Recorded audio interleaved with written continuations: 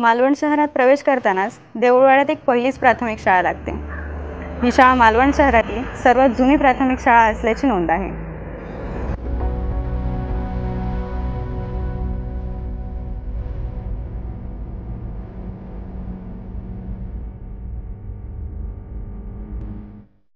अठराशे 64 साली लोकमान्य टिळकांच्या वडिलांची बदली याच शाळेमध्ये झाली।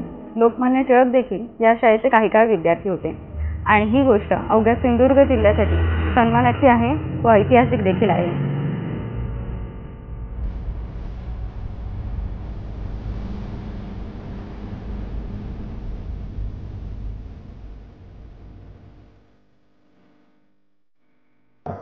आज लोकमान्य टिळक पुण्यतिथी।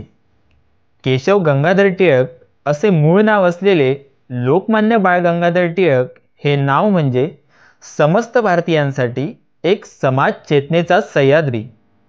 लोकमान्य लेखक, पत्रकार ते स्वतंत्रता चळवळीतील एक निश्चयाचा महामेरू।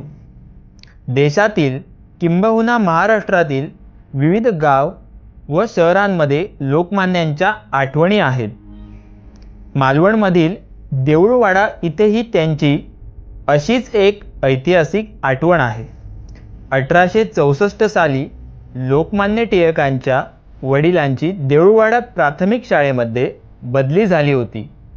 त्या दरम्यान लोकमान्य टिळक यांनी काही काळ याच देऊळवाडा मालवण शाळेमध्ये शिक्षण घेतले होते। अवघ्या भारताचा एक आदर्श असलेल्या लोकमान्यांच्या स्पर्शामुळे ही देऊळवाडा प्राथमिक शाळा सुद्धा एक लोकमान्यतेचा आत्मा जरूर जपून आहे।